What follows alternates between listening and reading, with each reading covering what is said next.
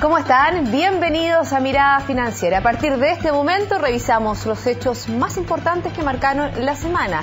En nuestro país conocimos el desempleo en el Gran Santiago, que sorpresivamente se ubicó en un 5,9% y una decepcionante cifra de comercio minorista que cayó a mínimos en 6 años. En el exterior, el crecimiento de China superó las expectativas al avanzar un 7,3% y en Europa el sistema financiero vive horas claves. Analizamos estos datos junto a Javier Moraga, gerente de Sales and Trading BCI. ¿Cómo estás, Javier? Bienvenido. Hola, Pauli, ¿cómo estás?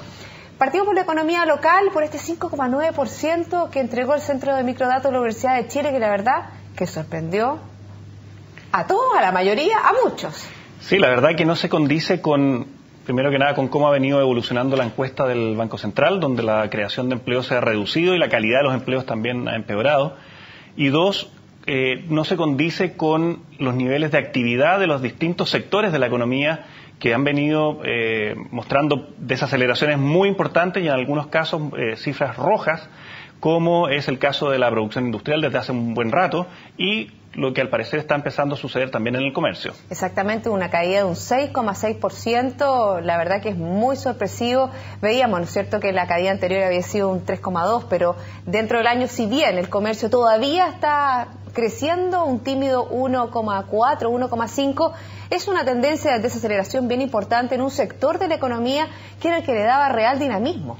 Sí, hasta hace algunos trimestres el sector del comercio había sostenido tasas de crecimiento bastante altas. El 2013 creció casi a 10% y se esperaba que este año se mantuviera creciendo a tasas bastante más altas de las actuales. Y lo cual habla de probablemente de una profundización en la desaceleración y en consumidores que están bastante más cautos respecto de lo que puede venir hacia adelante, en el sentido de que están de alguna forma siendo mucho más moderados en sus patrones de consumo, esperando ver cómo suceden las cosas en los próximos trimestres. Bueno, obviamente que tenemos datos y cifras muy importantes a conocer en los próximos días, el desempleo a nivel global, también vamos a conocer el IMASEC, vamos a ver los datos también sectoriales que va a entregar el INE la próxima semana, a ver cómo están los distintos sectores económicos, y la verdad que parece que el panorama no es tan bueno. Sí, yo creo que lo principal a mirar, y todo el mundo quizás va a ser la primera cifra que va a mirar, va a ser la cifra de empleo. ¿Por qué? Porque va a testear esto respecto de lo que demostró la Universidad de Chile y vamos a ver si es que el INE sigue mostrando esta tendencia de empeoramiento en el empleo o si efectivamente hay una recuperación en septiembre que a mi parecer sería muy difícil de ver. Y el resto de las cifras obviamente va a ser muy importante, ver qué sucede con las cifras del INE respecto del consumo, las ventas de supermercados y el consumo minorista, y ver si la producción industrial sigue mostrando cifras rojas también. Y en esa misma línea, cuando uno hace un doble clic, ¿no es cierto? Tú dices que hay que fijarse en el empleo, va a ver qué tipo de empleo, el que surge o el que se crea en nuestro país, porque obviamente que la tendencia era el empleo no salariado, sino que el empleo por cuenta propia. Sí, pues esa fue la tendencia que hemos visto durante este año y que ha logrado sostener crecimientos de empleo año contra año, que ha venido reduciéndose. La gran duda es si en qué minuto vamos a ver eventualmente destrucción neta de empleo y cómo sigue moviéndose esta composición entre trabajadores por cuenta propia y trabajadores asalariados. Vemos un poco todo un ambiente, una baja de las expectativas de crecimiento, un expresidente del Banco Central, José de Gregorio, hablando sobre que posiblemente el Banco Central bajaría nuevamente la tasa de política monetaria. ¿Cómo lo evalúan? ¿Cómo es la visión que tienen los inversionistas? ¿Cuál es el ambiente que se está viviendo? O sea, la verdad que lo que dice Gregorio recoge un poco lo que se ven en los inversionistas y en los empresarios. Hay una sensación de algo de pesimismo y de mucha cautela.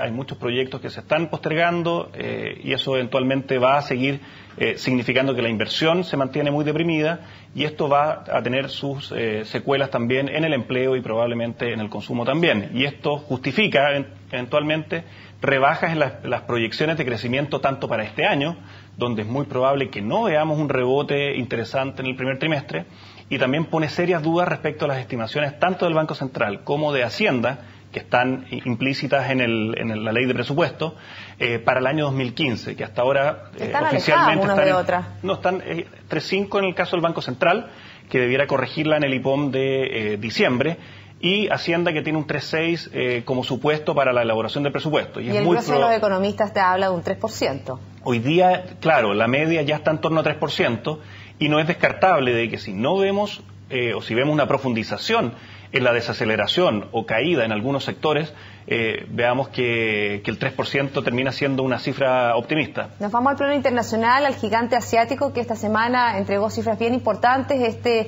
crecimiento, ¿no es cierto?, de su PIB en un 7,3%, superando un poco las expectativas, se hablaba de un 7,2%, pero también hay cifras que se dieron a conocer también este viernes, que tiene que ver con el precio de las viviendas, que sigue bajando. Entonces, la verdad que son elementos disonantes dentro de una economía que, si bien no muestra su PIB que está desacelerando, sí, por ejemplo, el costo, ¿no es cierto?, de las viviendas está bajando.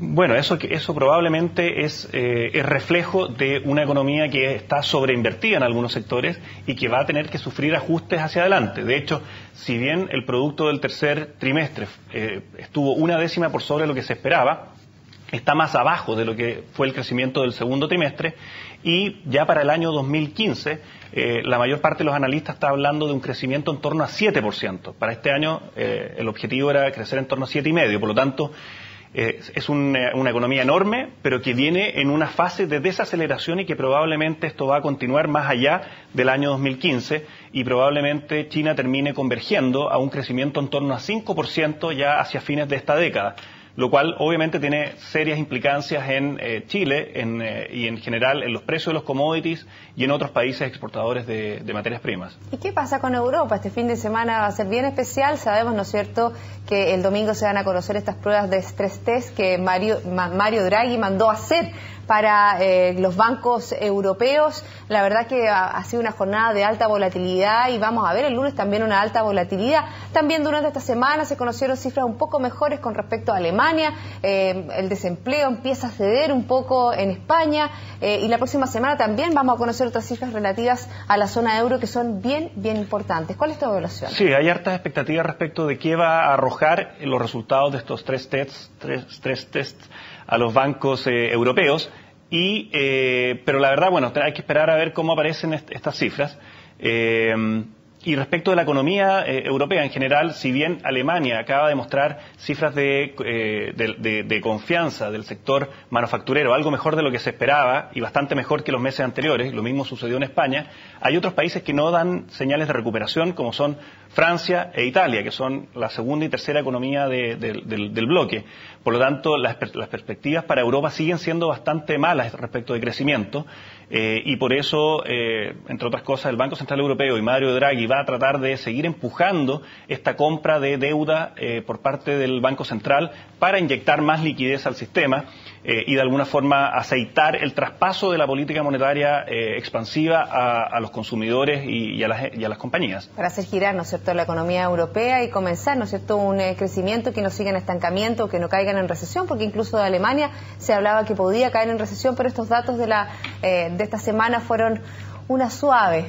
Fueron un alivio. Un alivio. Sí, fue un alivio. Y la verdad que, ojo, que no hay mucho espacio para ser muy optimista. ¿Por qué? Porque los principales países de la zona euro no han realizado las reformas estructurales que les van a permitir crecer de manera sostenida, volver a recuperar competitividad. Por lo tanto, es muy probable que Europa, a pesar de los estímulos monetarios enormes que existen hoy día y que van a seguir ampliándose, siga creciendo a tasas muy cercanas a cero. Volvemos a Estados Unidos ahora para hablar de buenas noticias, porque la verdad que la economía estadounidense sigue mostrando signos positivos. Esta semana vamos a tener la reunión de la Reserva Federal. Yo creo que es bien importante porque en octubre ya finalizaría la última parte de este retiro de estímulos monetarios. Estamos hablando de 15.000 millones de dólares y obviamente que siempre se abre la puerta a qué va a pasar con el aumento de tasas. Sí, es verdad. Quizás la única buena noticia que hay en materia económica a nivel global es que Estados Unidos sigue creciendo de manera bastante sólida y los distintos sectores han ido de alguna forma ganando más tracción, lo cual hace ser algo optimista hacia adelante. Y respecto de la Reserva Federal, van a probablemente anunciar que se acaba la compra de deuda. Y lo que va a ser interesante es que tiene que dar probablemente más luces respecto de qué viene hacia adelante. Es decir, cuándo la Reserva Federal cree que podría comenzar derechamente a subir tasas de interés. Y recordemos que en las minutas de la reunión anterior, plantearon como algo nuevo que el escenario externo se había complicado tanto en términos de crecimiento que eso le ponía un factor de riesgo adicional a la recuperación en Estados Unidos, y eso fue interpretado por los mercados como, mira, la Fed está con ganas de postergar lo más que pueda estas señales de posibles alzas de interés y no hacer que las tasas de interés suban para no frenar esta recuperación. Bueno, vamos a estar atentos a lo que suceda en Estados Unidos, Javier, y obviamente que también atentos a lo que suceda en Brasil, porque este fin de semana, ¿no es cierto?, hay elecciones en esa nación y la verdad que los inversionistas están un poco nerviosos a los resultados que pueda traer esta elección presidencial. 1.000.000 de gracias por haberme acompañado en el día de hoy. Gracias a ti. Nosotros hacemos una pausa y luego estaremos conversando sobre comercio con Ricardo Meves, presidente de la Cámara Nacional de Comercio. Ya volvemos. El consumo en el país sigue perdiendo fuerza. Las ventas minoristas en la región metropolitana anotaron una caída de un 6,6% anual en septiembre. La cifra es un balde de agua fría que refleja cómo las bajas expectativas de la economía se están traspasando a los consumidores. Para profundizar en este tema conversamos con Ricardo Meves, presidente de la Cámara Nacional de Comercio, Servicios y Turismo. ¿Cómo estás, Ricardo? Bienvenido. Gracias, muy buenas tardes. Malas noticias tuvimos esta semana en el comercio. Malas son, y eso la verdad es que nos deja tremendamente preocupados, porque esta baja del 6,6% en las ventas comparadas con el mismo mes del año anterior reflejan que esta desaceleración es muy profunda y también refleja que los consumidores no están teniendo confianza en las medidas que ha anunciado el gobierno, ¿no es cierto?, para reactivar la economía. Y así como los consumidores, tampoco los empresarios están viendo que efectivamente esto va a tener un reempuje, ¿no es cierto?, para poder dinamizar a cifras que estábamos viendo el año pasado. El año pasado crecíamos al 9%, 9,7%, casi 2 dígitos. Entonces, la verdad es que la caída es muy profunda. Una caída que no teníamos desde el año 2008. Desde el año 2008, incluso más o menos se parece a lo que fue diciembre del año 2008, en que cayeron un 9%. Entonces, vemos con preocupación esta cifra, y lo más importante de todo es que las señales todavía no logran convencer al sector para poder reactivar. Hablemos un poco de esas señales y lo que están haciendo los distintos gremios, porque la verdad que ustedes tienen un cónclave que se va a trasladar a noviembre y obviamente que la idea, ¿no es cierto?, es conversar sobre los principales lineamientos, sobre esta preocupación que existe a nivel empresarial y también a nivel de todo el país. A ver, yo quiero separar un poco lo que pasa en la CPC. Hoy día nos debe importar estas cifras son malas. Y cuando yo digo que estas señales, ¿no es cierto?, que el gobierno no ha logrado transmitir, esta confianza que no ha logrado transmitir, tiene que ver con las reformas y los cambios que se están produciendo. Bueno, pero el ministro Arenas es una cifra más, lo dijo sobre las cifras del comercio. Yo creo que no es una cifra más, yo creo que es una cifra que está dando cuenta de un sector que lideraba el desarrollo del país hasta hace un año atrás, y hoy día justamente es todo lo contrario, son las cifras más bajas que hemos visto. Entonces, claramente aquí, cuando uno habla de la confianza, cuando uno habla de este trabajo en conjunto, público-privado, tiene que transformarse realmente en un trabajo en conjunto y no que sirva de meros receptores, ¿no es cierto?, de lo que nosotros estamos planteando, y no logremos avanzar en conjunto, que es lo que al sector privado le interesa. Ricardo, ¿ustedes han visto una merma importante en todo lo que son los proyectos, en todo lo que son las inversiones en el sector? Hablábamos, ¿no es cierto?, como Chile está bajando de una manera muy importante las inversiones en el sector minero, sobre todo en esa área. Sin lugar a dudas, en el comercio hoy día, si revisamos 3 meses de atrás, no ingresó ningún proyecto nuevo durante julio de este año. Hay, de alguna manera, los proyectos que están en estudio hoy día son más de los proyectos que están en ejecución. Entonces, en la práctica, ¿eso qué quiere decir? Que se está estudiando las posibilidades de, pero no se están concretando hasta tener, como digo yo, señales claras. Y ahí donde, bueno, yo insisto en que esto que determinamos son cifras, es una más, no, si aquí son cosas concretas. Las señales que nosotros creemos, y la cifra más bien, que vamos a terminar el año, es un crecimiento entre un 0,8 y un 1,8%. Incluso al final del año, ¿no es cierto?, yo creo que va a ser negativo el comportamiento del comercio. Entonces, yo creo que son un poquito más que señales, hay cosas que hay que tomar con claridad, con seriedad, y que realmente las los cambios, los esfuerzos que va a hacer el gobierno realmente se traduzcan, se aceleren primero y se concreten a la brevedad. Hablamos en un principio, se tocaba que una vez despejada la reforma tributaria se iban a despejar muchas dudas, pero todavía hay muchas interrogantes. Se viene una reforma laboral, también se viene una reforma que tiene que ver con el CERNAC, algo que a ustedes, el comercio, les toca de una manera directa. Exactamente. Primero, hoy día hay una certeza de que existe una reforma, pero como reforma va a afectar, ¿no es cierto?, a las empresas en cuanto van a tener que generar mayor caja para pagar más impuestos, caja que le sacan a las empresas en su funcionamiento. Eso es una realidad. Yo necesito generar más flujo para pagar impuestos. Una cosa. Segundo es el tema del CERNAC, sin lugar a dudas que cuando nosotros hablamos de este apriete de cinturón, ¿no es cierto?, o de asfixia, tiene que ver con esta tremenda regulación que se está haciendo a partir de un servicio que tiene una serie de facultades que no van a ser más que, a nuestro juicio, ahogar a la empresa sin realmente causar un beneficio para el consumidor, por cuanto va a ser tan complejo, ¿no es cierto?, asistir al CERNAC, que no creemos que el objetivo se vaya a cumplir. Y de ahí podemos entrar más adelante, ¿no es cierto?, en el detalle de dónde está lo que nosotros creemos que es al final, mal proyecto. Quizás algunas cosas más mejorado, pero hoy día creemos que es un mal proyecto. ¿Por qué es un mal proyecto?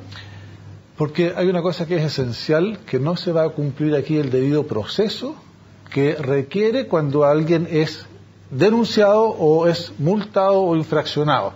Y claramente cuando yo tengo que recurrir, ¿no es cierto?, a hacer una reclamación frente a la misma persona que me está multando, que me está sancionando, claramente no hay un debido proceso porque no existe la independencia, ¿no es cierto?, que uno requiere para dirimir una situación entre dos personas.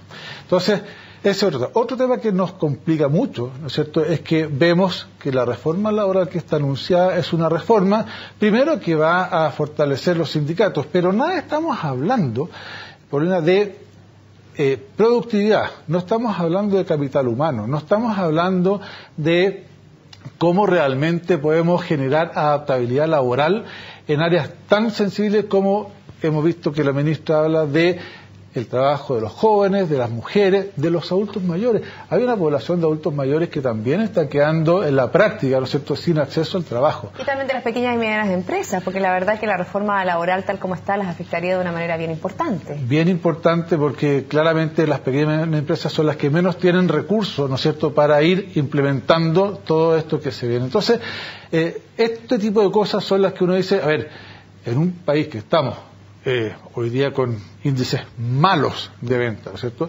que no está creciendo como nos gustaría. Hemos escuchado que está creciendo poquito, pero crece. A ver, podríamos crecer muchísimo más, con muchísima más velocidad. Claramente que esto tiene una incidencia importante en las expectativas de los consumidores, de las empresas, y por lo tanto, en el comercio esto se está sintiendo y resintiendo. Ricardo, me gustaría que nos pusiéramos ahora bajo la mirada de los consumidores, porque hemos visto, ¿no es cierto?, cómo han habido una serie de casos que ponen muchas veces a los empresarios dentro de un mismo saco, porque siempre hay empresarios buenos y empresarios malos. Obviamente, ¿qué pasa con todo lo que se puede generar a partir de eso? Las oportunidades, las buenas prácticas, que podrían ser un elemento esencial, por ejemplo, para darle un mayor valor a estas buenas prácticas, un menor valor para que no exista tenga que operar de una manera tan taxativa, por ejemplo, el CERNAC. Sí, mira, ahí es importante señalar que una cifra. En el comercio se realizan del orden de las 300 millones de transacciones al año. Y las cifras que dice el CERNAC de los reclamos no atendidos, para no hablar de los no atendidos, son del orden de los 7.000. Reclamos que hay que ocuparse bien y aclarar y realmente dar una respuesta al consumidor, y eso tiene que ver con las buenas prácticas, y es algo que nosotros como empresariado, a lo menos desde que nosotros hemos asumido esto, estamos preocupados, estamos trabajando y estamos promoviendo las buenas prácticas. Pero la clara señal de que el consumidor no está o no se ve tan afectado es que normalmente está volviendo, ¿no es cierto?, a los locales comerciales grandes, pequeños y medianos, y vuelve a comprar y vuelve a comprar. Entonces, de alguna manera yo creo que aquí tenemos que enfocarnos a cuál es el real problema, cuál es la dimensión de ese problema, y en función de eso solucionarlo. Pero estamos creando un servicio gigante con muchas atribuciones y que creemos que al final nos da cuenta del problema real, que es el consumidor. Entonces, Claramente, nosotros hemos estado trabajando en las buenas prácticas, creemos que sí que hay que avanzar, creemos que hay que darle las soluciones al consumidor sin lugar a dudas.